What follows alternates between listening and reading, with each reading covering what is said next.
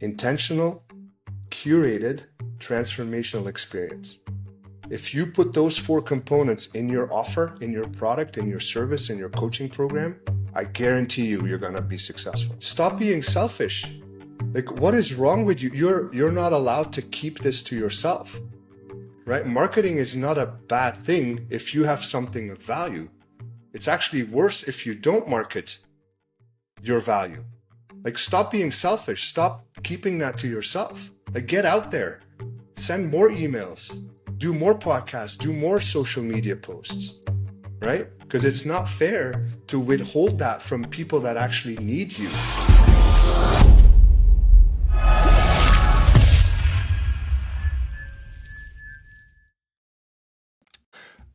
Gus, it's a pleasure to have you today on LaunchPad for Coaches. Mm-hmm. Please, go ahead and give us your background and your story, man. Yeah. I have to go back quite a long time for the start of my story, because I've actually technically been an entrepreneur since I was nine years old. Um, I don't know anything else. I've never been an employee, never had a real job, to the disappointment of my parents, obviously, because I was born and raised in Belgium, completely different culture than America, obviously, and not just in Belgium, a tiny little village in Belgium, right? So it's my upbringing was very different than my life today. I would have never guessed that I would end up in the world that I saw in movies growing up, you know? Yeah. Um, but yeah, entrepreneurship and business has always been a part of my my world, my experience, because I just saw that there was a need to fill, and I was like, okay, well, kids don't have enough toys in the store. There's a shortage, so let me ride my bike to the next village, buy a bunch of them, and then sell them on the playground, right? So it wasn't even money driven. It was just like, well, this is not right. Like, there's not enough toys in the store for the kids that want the toy. There's this very specific toy that we wanted, right? Way before the Game Boy. Um, and then I was like, wait a second, I can make money, right? So I quickly realized that there was this exchange of value, right? Where I solve a problem and then I get paid money for that. Was like, whoa, this is cool. I want to do more of that. Yeah. Obviously, I got sent home. I wasn't allowed to sell stuff on the playground. That's the interesting part There, of the story. there were no licenses that you had. No, it was like, nah, that is not okay. But the cool thing was, though, my parents kind of had that entrepreneurial spirit as well. Hmm. My dad was like, good job, man. Like, I didn't get in trouble for it, right? He kind of encouraged it. Um, and then yeah, I went on to never have a job. I started my career in Belgium, and then, long story short, I ended up in the US, basically because I was like, whoa, this is the country where I can actually be an entrepreneur Hmm. and be supported in that journey. Where in Europe, that's a lot harder. Hmm. So I went on to starting a bunch of businesses, exiting some businesses, be a consultant for other people to help them grow their business. Um, and that kind of leads me to probably the most interesting part for this conversation is how I got into coaching and the coaching industry. I was part of this program called Wake Up Warrior. Probably a lot of you listening and you guys know Garrett J. White. Um, at the time, I was part of the program. I had sold a business, kind of had time on my hands, and Garrett was like, "What are you doing? What are you doing next?" I'm like, "I don't know.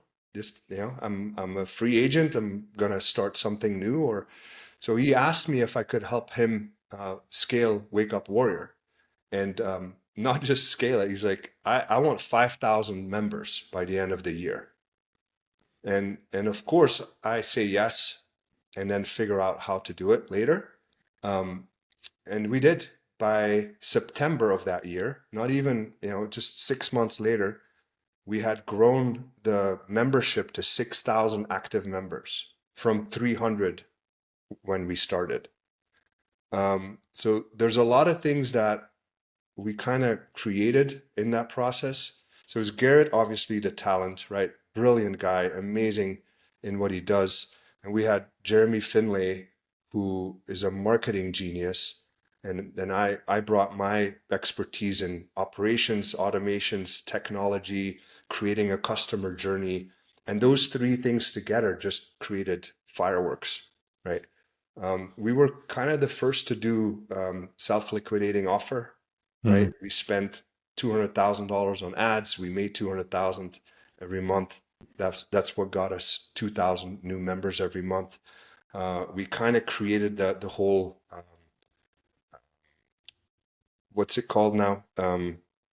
The the 30-day challenge, like the challenge model, where you bring somebody in for 30 days and then sell them on your actual product.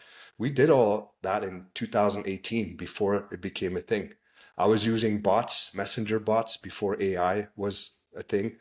So we did a lot of like pioneering stuff. It was pretty amazing experience. And then of course I got hooked on this whole coaching industry because I saw that growing a coaching business was not just making more money, it was reaching more people and changing more people's lives, right?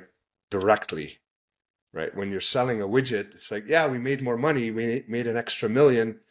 Yeah, we're just dumping more trash in the ocean, right? Yeah, When you grow a coaching business, it's like, well, that's 1,000 more families affected. And that's why I became so passionate about that.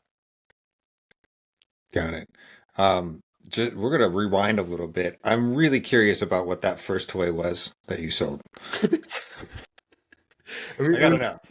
it was a it, it was a wind up toy where a little circle was going around with Mm. cars on it, and Yeah. then you had a little lever and you could move a car, and it looked like you were racing. So Mm. you just had to navigate between the other cars on that wheel that was spinning. Like super simple. That was our Game Boy, Got it. way before that was a thing. So you also said when you've never been in a job or a proper job, maybe not in corporate, but when you chose to go to the US, what kind of struggles were you running into in Belgium that made you feel like it was, restricting to have Oh, a yeah, business yeah. there? That's a great question. So everything about business is 100 times harder in probably anywhere but the United States, right? I mean, right here, I can set up an LLC in a day.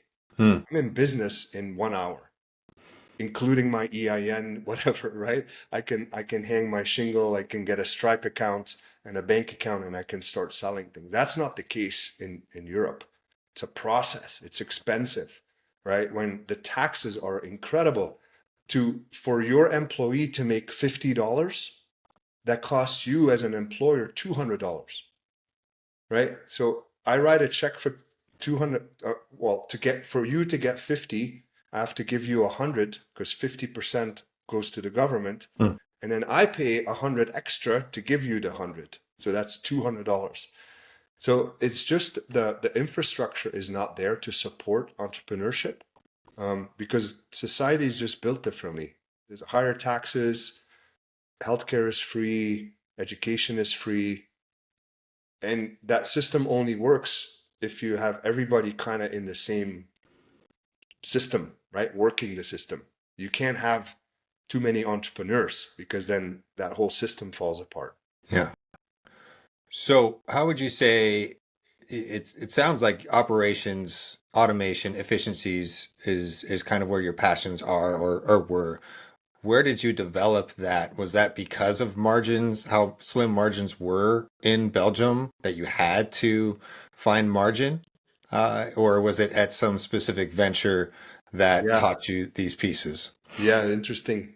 Your questions are pretty interesting and spot on. I actually went to school, to university, to be get a master's in product development Got it. because obviously it's in my blood. I want to learn how to build better products, right? So that actually exists. There's two schools in the world, one in Milan, one in Antwerp. Luckily, one in Belgium. So I went to university to get that degree. And part of my one of the studies that I did there was I became fascinated with why do certain products just sell and are successful and others aren't. I wanted to crack the code on that, right? You're looking at Apple, you're looking at Starbucks, you're looking at all the, and you're like, why are people paying $8 for a coffee that is worth 50 cents, if that, right? And I did a 6 month study on that and I came up with a concept, and this may be very, very valuable. I don't share this often, right? I'm listening. Yeah, but there's four components to all of these products that are successful. And of course, I've been carrying that with me since, right? So if you look at these products, they deliver an intentional, curated, transformational experience. Intentional, curated, transformational experience. If you put those four components in your offer, in your product, in your service, in your coaching program, I guarantee you're going to be successful. Right? And think about it, intentional. Why is that important? Well, I came on this call with a specific intention. I'm here for a reason. We talked before. I have a certain intention to step into this environment, this container, right? So that is going to make me more present. I'm going to be able to listen better, interact better, respond instead of react. This intention drives everything, right? Then why curated? Well, because I want to take you on a journey, right? I want to curate your experience from the minute you walk into my store. I want you to smell things, see things, feel things. Is it warm? Is it cold? Right? If you do an event, are the pens and the notepads laid out perfectly? Is there a glass of water already filled? Is there ice cubes in the you know what I mean? So you curate that entire journey. Then transformational, obviously, we all know this as coaches, right? We want to take people from A to B, from the pain to the pleasure, or whatever it is. So you want to create a transformation for people so they're like, oh my God, what just happened to me, right? I was here, I used the product, now I'm here. I was here, I used the service, now I'm here. And all of that was intentional and curated, right? I created that for you.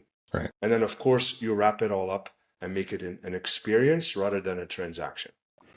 So those four elements you can apply to everything you do. And I do, like even a simple Zoom call, I think about those four things before I even click that button and join. What's my intention? How am I going to curate the conversation?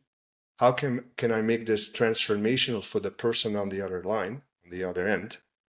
And I want to make it an experience for everybody so they remember, oh, that Zoom call with Gus, that was amazing, right? And that you put that in everything you do, you're going to see incredible results. I'm curious, so this aligns with a lot of what coaches talk about with, like sort of like mindfulness and tension before they get on a call, before they get on a discovery call. I think they often forget that that's part of discovery as well. Mm-hmm. So I'm curious, what does that look like for you in practice when you're preparing to get on a call, let's say like this? What do you actually do?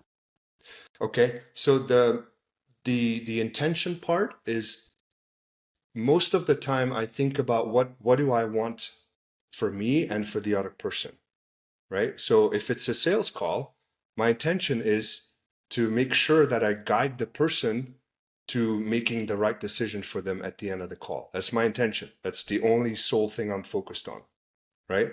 If it's a coaching call, then of course my intention is to make that the most productive, most efficient hour that we spend together and make sure that that person leaves with a ton of value, right? So the intention is always what am I going to deliver for me, for the other person, for my student, for my audience, for my employee, whatever, whoever I interact with, right? So how do I prepare for that? Well, I just frame that up in my mind. What is my intention? Right. And I get really clear on that. It's not just like, oh, it's another call, I'm just going to jump on. Right. Because then I step into it distracted with no focus, and I have no idea what the outcome's going to be. Right. Fingers crossed it's something positive. You have no idea. Right. So that's how I practice that, where it's usually just and of course I've trained myself to do this very quickly, right? It's just a moment of reflection. Okay, right, this is it. This is the intention for my interaction with that person, right? I love how you framed the sales call as the intention is for them to make the right decision for themselves, because it can be really easy, especially I think new business owners and people who have sort of taken a plunge where this business has to work. They've got some other things riding on it. A sales call can feel like a lot of pressure for both parties Oh if yeah. they're like, I have to land this. I have to make the money from this call, but that's not always the right decision. And a lot of I would times it say isn't. never. That's never the right decision. Because Yeah, yeah, as a prospect, I'm gonna feel that right away. Like if you're desperate for my money, oh my God, I thank you. No, absolutely not. No, yeah. no, that is yeah, that's definitely my approach to sales is always that. Right? I'm just a guide to help you make the right decision for you. And if the right decision is no, this is not a good fit, then I'll help you make that decision. Yeah. 100%. So I'd like to complement this discussion with, or at least apply this discussion to marketing. And one conversation I have over and over and over again is, hey, this feels gross. Mm. I'm spamming people, right? I'm pinging them too much. The pop-up is really annoying. It's an invasive, right? And the important thing that I work through is saying, hey, you have a mind shift that might need to happen here, which is, are you providing value? Are your intentions, kind of what you're talking about here, are your intentions to make their life better, right? Then why not, right? They work, A. And B, like, where's your head at? Are you just annoying them? And so talk me through how you've interacted with that component with coaches or people or in business, Yeah. that concept. Yeah. Yeah, I have a very harsh approach to that when somebody tells me that, right? And the answer to the question, are you actually providing value and you're changing somebody's life? If the answer to that is yes, then I'm gonna be like, dude, stop being selfish. Like, what is wrong with you? You're not allowed to keep this to yourself, right? Marketing is not a bad thing if you have something of value. It's actually worse if you don't market your value. Like, stop being selfish. Stop keeping that to yourself. Like, get out there, send more emails, do more podcasts, do more social media posts, right? Because it's not fair to withhold that from people that actually need you. Like, stop being selfish, right? I'm stealing that. I've never said the selfish piece, which is like, hey, are you doing this? Is usually where I end up, but that's beautiful. That actually Yeah, makes me feel better. that's good. I mean, you're given a gift, right? Yeah. Obviously, that gift is given to you. If you're a coach and you've figured something out, or you had a life-changing transformation that was given to you, right? Not didn't happen to you, it happened for you. And now you hold this back from other people that can benefit from that? Come on. What what's wrong with you? That's not fair.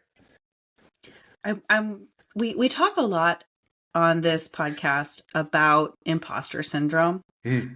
and it just keeps coming up, right? Like the same type of thing. And I think we're sort of narrowing down of like where that comes from for some people, because it's like when it's so clear to us outside their business and outside their story, what they have to say does make a difference. It's that they're not sure Yeah. it does. Yeah. And they're not sure their story does. And I think the more sort of testimonials, the more they hear from their customers about how big of a difference that coach has made, the more it becomes easy to say, okay, this is a story worth telling. There are people, not every person, but there are people who need to hear this, and it's easier to put that story out there. Yeah. Yeah. I kind of have the same approach to the imposter syndrome thing. Like, really?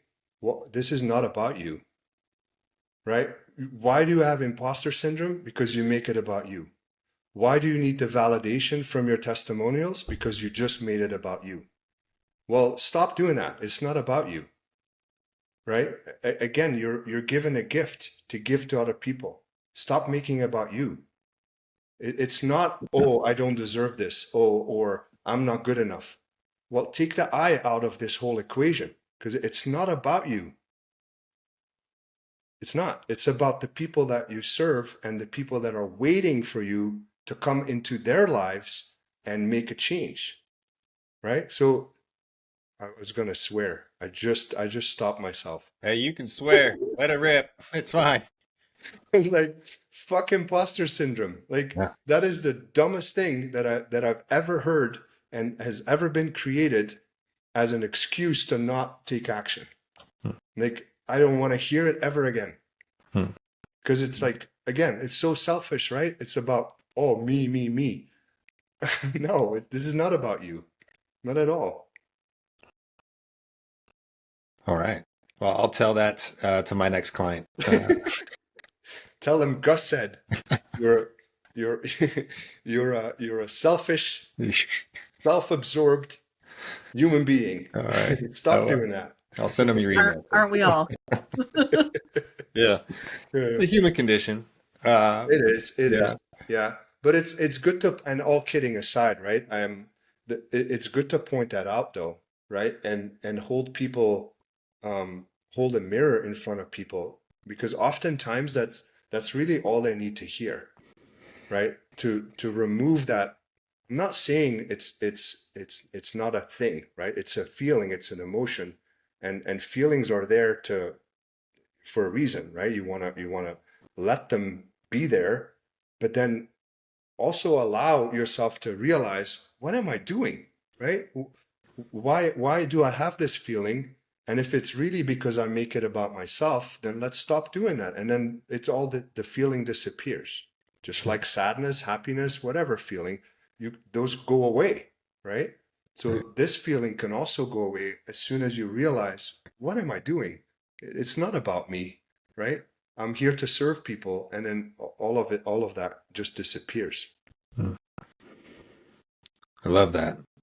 So, Gus, getting back to your launch from 300 folks to 6,000 folks in 6 months, big feat, incredible. Talk to me about how you did that. Well, first of all, it wasn't mine only. I have to give Sure. obviously credit to, Garrett, amazing, Jeremy, amazing. We couldn't have done it without each other. It was a perfect symbiosis. But how did we do that? So um, it basically comes down to those four elements again, right? How I completely redesigned the customer journey, Hmm. right? So Garrett was offering an experience week, Warrior Week, right? And he would invite people for a week, and then they would go through an experience, and then he would upsell them into another layer, another product, and then it kind of stopped, right? So I was like, okay, well, how do we make that better? How do we make that more intentional? How do we curate that? How do we make that more transformational, right? And how do we create a better experience? So we started with creating this 30-day challenge, right? And then that 30-day challenge led them to sign up for another a $500 a month experience, and then that led to the big event that we had with 3,000 people, and that led to selling out Warrior Week for the whole year after, right? So we didn't really create anything new per se. We just created a new journey, a new customer journey that was a lot more curated, a lot more intentional, and had very specific steps inside of that. We also, what I call the leaky bucket syndrome, right? We fixed that. It was no longer sign up for my program, go through it, and now you disappear. And I have to put a lot of pressure on feeding that funnel, right? Marketing, sales, I got to sell every day because I'm losing people every day, right? I call it obviously leaky bucket. You plug that hole by creating a membership, a reoccurring revenue model, whatever it is. So that we created that. So that allowed us to, you know, not just feed that funnel, but also keep generating revenue and keep people in the ecosystem, in the community, um, a lot longer. Increased LTV, I mean, everything increased at that point. And then, of course, automation. I mean, we were running this with 6 people. 6 people. Right? And then of course we had a video team, and we had a small team that was putting on the event, but the most of the work was done by 6 coaches, or not even coaches, but 6 people involved. Everything else was automated. We had bots, we had, you know, messenger bots reaching out to students. They felt like they were talking to Garrett, right? But it wasn't him.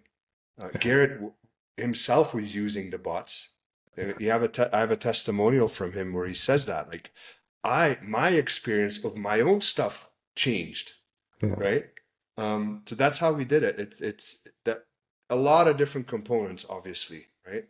Yeah. But it came down to creating a completely different experience for the people that stepped into the container as a prospect, signing up, going through an amazing experience for 30 days, and then just continuing to build that community. So if you were able to pick out one automation or improvement from that side, which one had the biggest impact, if you can recall one? I would say the messenger bots. And so the messenger bots would be, they signed as this lead, kind of a lead gen, or No, that post was sale? inside. Post sale, yeah, Got it. inside of, yeah. Because we had, so daily accountability, daily check-ins, uh, reporting certain things, collecting certain, that was all done by messenger bots, right? So instead of, imagine if you get a text from your coach and said, hey, did you do your morning routine today? Yeah. Yeah. Okay. Did you do this? Yes. No. No. Yes. Okay. Now you have 2 out of 4 points. Yeah. We gamified the whole thing. Sure. Right. Not only was it automated, it was also a game. Right. So that I think that automation, where a lot of the things that we were already doing on paper or in an Excel spreadsheet or manually, that became all automated. And the bots that we created had a personality. It was actually, they had a name, it was Garrett, it was, somebody, right? So you kind of build a relationship with that automation in a sense. So I would say that was the biggest impact. Biggest one. And so they were conversational. Were you pending different answers, like yes or no? Would you be enrolling them in different campaigns, like email campaigns, to send them information to get them to go and complete the courses, stuff like that? Oh yeah. There was a lot of that. Yeah. And we would enhance the experience based on the feedback that we were getting. And now today, that's even so much easier. I'm talking, this is 6 years ago. Yeah. Almost 7. Way ahead of your time, for sure. Yep. So talk to me about something that you screwed up and you had to fix while you were in that growth phase. Oof. Those are my favorite, man. Yeah. So such a funny question. So we needed to look for a platform that could support our fast growth, right? Because I knew we're going to sign up 2,000 people a month, right? So I found this platform called Workplace, and if you've heard about it, great. If not, it's basically Facebook, but for enterprise. So companies like Walmart, Delta Airlines, like big Shell, big companies were actually using Workplace as a private Facebook environment with groups and chat, and it had all the bells and whistles, all the features of Facebook, but it was private. When I found that, I was like, oh, that's cool. That I can use that. And they, I mean, I obviously, because I knew we were going to be a power user, I connected with the executives over there, built a relationship even before we launched, and I told them, I'm going to stress test your platform. Like, yeah, we're Facebook, you know. Of course, as soon as we launch our ads, we get 2,000 people sign up. The system broke. Like it stopped accepting the new members or the new users for the platform. So I mean, big disaster, right? All our automations broke. Nobody was getting in. I was seeing users come in and then they disappeared right away. They weren't. I mean, who hires 300 people in one day? Nobody, right? This was an enterprise platform where you put your employees in onto the platform. Yeah. So it wasn't built for that volume. Mm-hmm. So yeah, we completely broke the thing. So then, yeah, what did we do? Of course, what can you do? Communicate, right? That's the most important thing. And in that situation, you don't bury your head in the sand. You just, okay, I messed up, or we messed up. Take responsibility, right? Acknowledge the problem, and then communicate a solution, right? That's always the case when you run into situations like that. The worst thing is to like, oh no, it's not me, it's Workplace. No, we own it, right? It's my We made a responsibility. decision to move here and we broke it. Exactly. Yeah, there you go. So that was a one that I remember because it's total disaster. Yeah. Um, and then maybe another thing that is not really something that broke, but something I would never do again is when we when we launched, we had day one of 30 ready. So every night, Jeremy and I would create the content for the next day for 30 days. Oh my. Now, here's the cool part about that, though. Obviously, super stressful. Every night we're working till like 4 or 5 in the morning, and we gotta send out the email at 8. But what happened was we were able to create the experience based on immediate feedback, right? So one thing I learned from that, and something I always tell people when I work with them on their coaching program, don't spend $100,000 on making the perfect coaching program, right?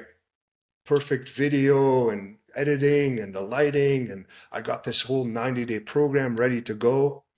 Why? Get 1 week ready and then build week 2 based on the feedback that you get from week 1. Because when we did that 30-day challenge and we did it every day, oh man, it was like we knew ahead of time what was going to happen. And the experience for the students was like, what? How? What? We just talked about that yesterday, and now there's a video talking about the thing. Yeah. What?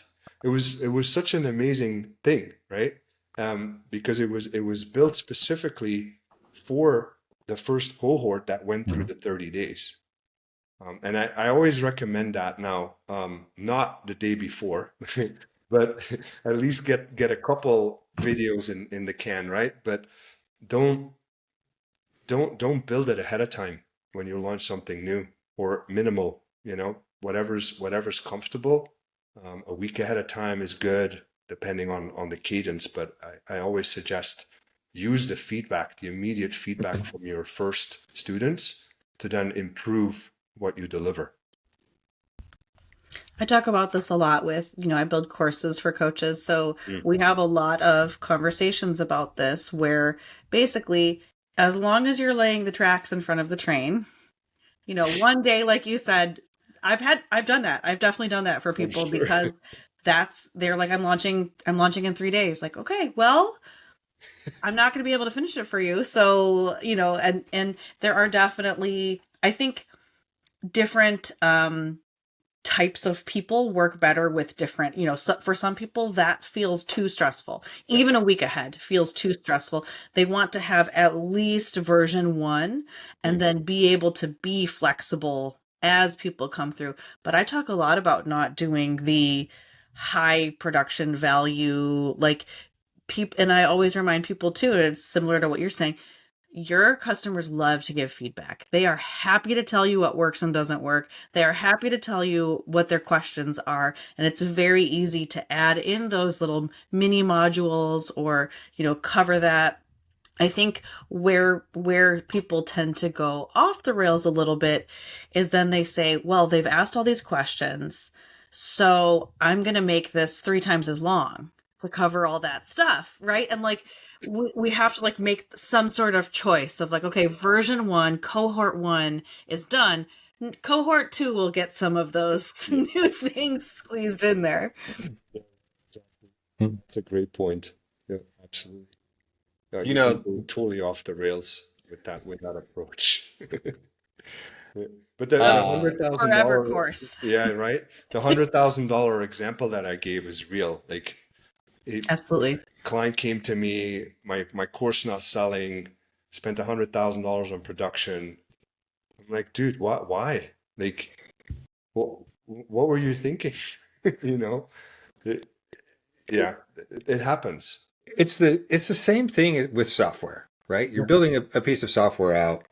You can just throw up a landing page, spend 30 minutes. I mean, if you've got that talent or you've got somebody who can, Yeah, see if people want it yeah, before you build it. uh-huh, It'll 100%. save you 5 to 10 grand. I mean, $100,000, especially for software. Yeah.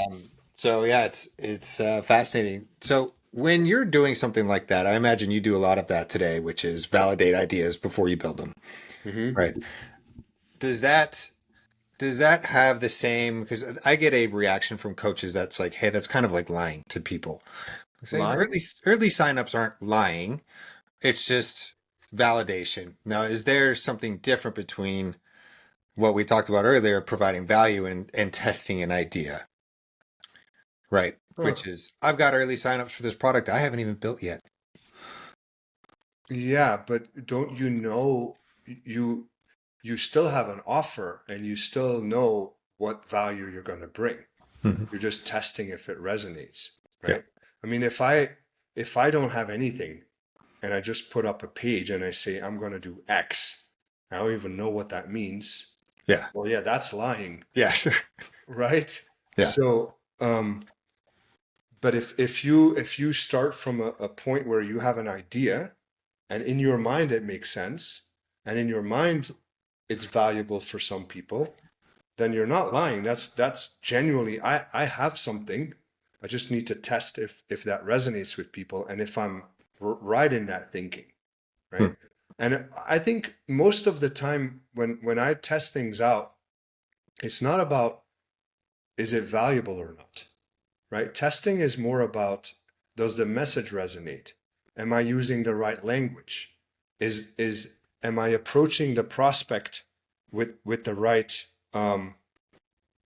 words and offer, and do they actually identify with the pain that I'm trying to solve in the same way I think they identify with it, right? right, That's what you need to test, not whether it's valuable or not, because yeah, then yeah, you're no, you're not really genuine and honest. sure, Um, but if you truly in your heart of hearts believe you have something valuable, but you just want to test it out as far as the is it going to resonate with my audience, then what's wrong with that, right? You're just trying to figure out how to reach as many people as possible.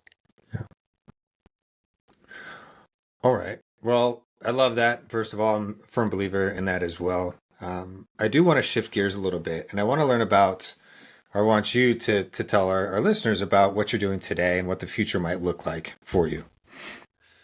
Oof, where do I start? Obviously, I can't focus on one thing. I always have to be doing multiple things because that's just how my brain works. I'm not the in the weeds guy. I'm more of the visionary. So I have a couple things going on. I have my own um, marketing slash coaching company. where we now teach what I call the business of coaching. Right? There's a lot of focus on marketing, sales, course creation, right? Like what you guys are doing. But then a lot of folks get to this point where like, okay, and now what? Well, how do I start a coaching business? And there's some resources out there about business in general, but starting, running, and maintaining a coaching business is very unique.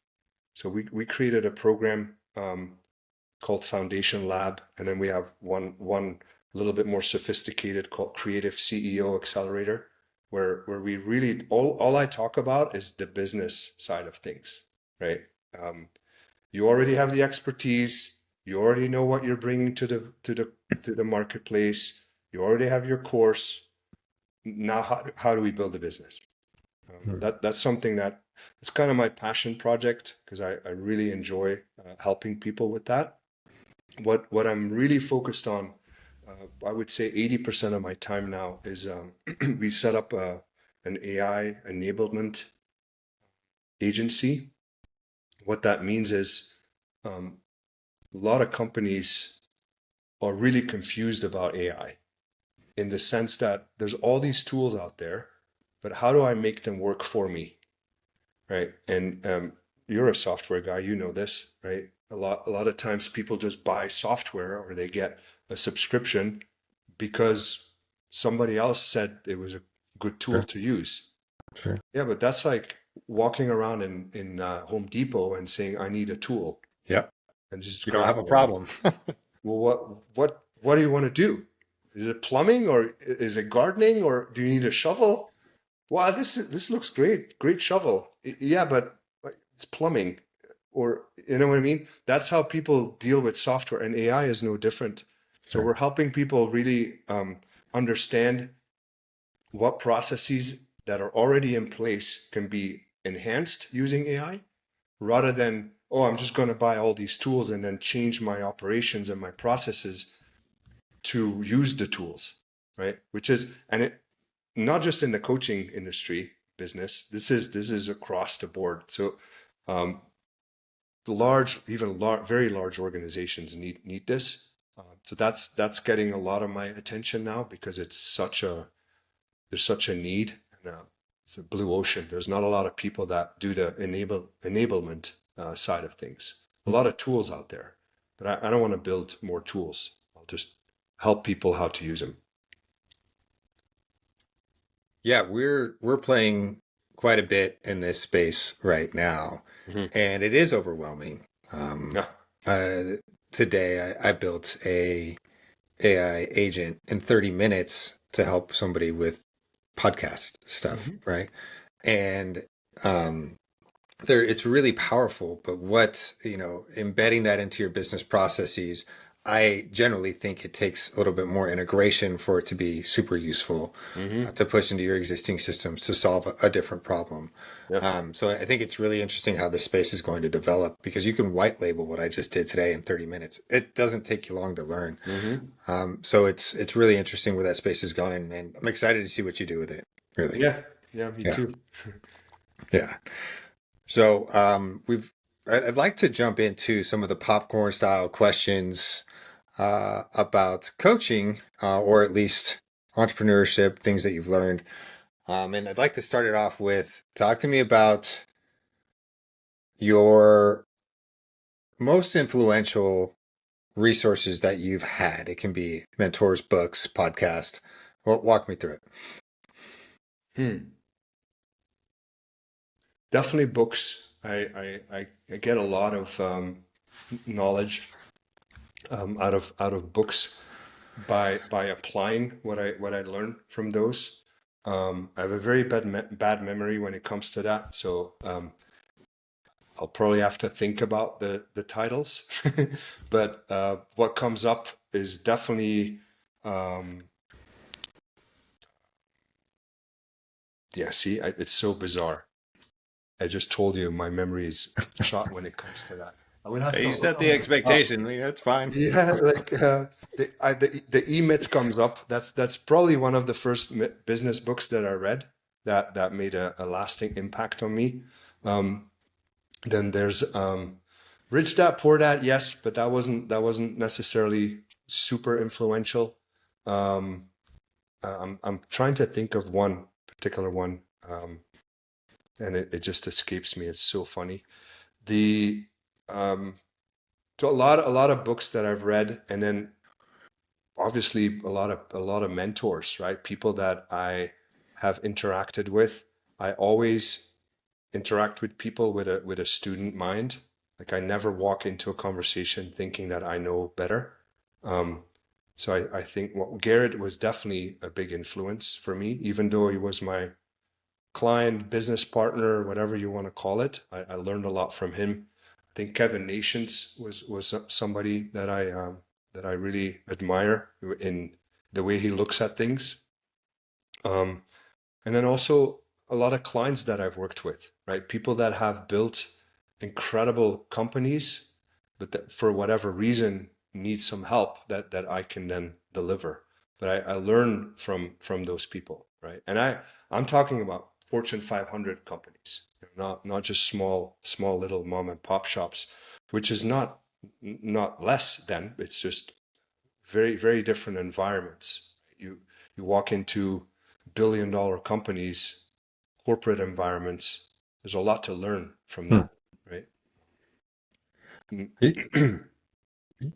Yeah, I would say generally, if you have the understanding of SMB through mid-market, through enterprise, these billion-dollar companies, you have the ability to grow businesses in a way to attack long tail businesses or understand the dynamics of a market. So, I mean, yeah, learning Yeah, from each piece is huge, right? yeah, yeah.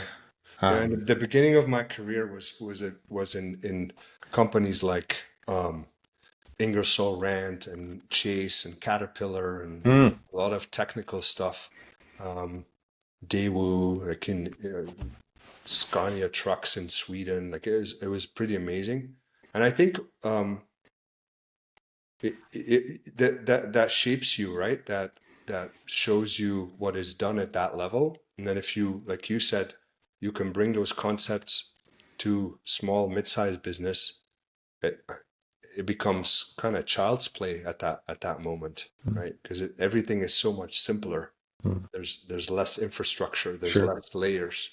Um, so I learned a lot from those people. Too many to name, obviously, but that was definitely a big resource for me to learn a lot of those concepts and ideas.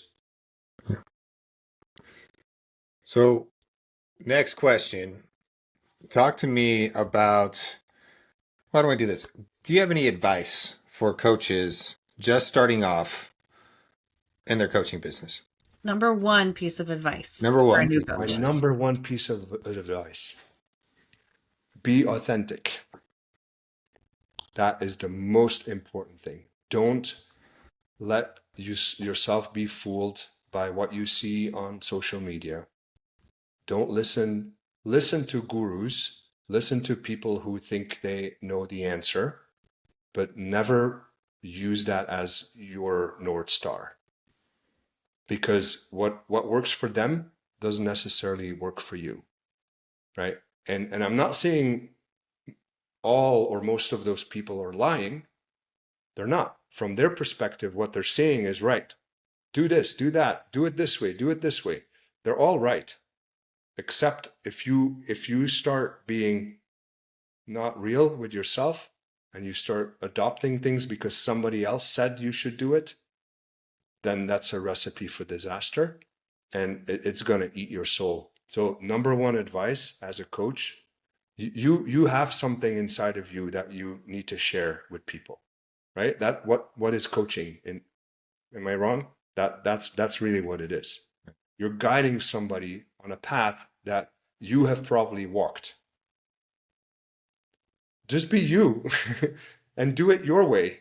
Don't listen to what everybody else says. Take advice and learn from it, but don't make it that's the thing. Because should I say, yeah, Alex Hermosi said, okay, cool. Is he wrong? No, but he may be wrong for you, Okay. you know? So that's I think that's the best advice I can leave with somebody who's just stepping into this, because it's so overwhelming and the noise is so loud, especially because we as most of us we are on social media all the time because that's where our clients are, right? So the downside of that is that we're constantly influenced by all these messages. And then the next shiny object is right there. Oh, now it's TikTok. Now it's whatever, right? Um, so that can be really deafening and detrimental for your progress as a coach. So, next question, what do you think the top 3 tools would be beneficial? I know we just talked about tools for a coaching practice or a coaching person just starting out, just finding their first, 10 to 20 clients. Can I You answer can say no tools. That's okay. Well, yeah, that's what I'm going to say actually. Because I can't recommend anything without going against um, my process that I use to choose tools, right? The main problem that I see with software and tools and automation is that people try to use that as a solution for a problem that they have, rather than I have something in place that works, and now I'm going to use a tool to enhance that.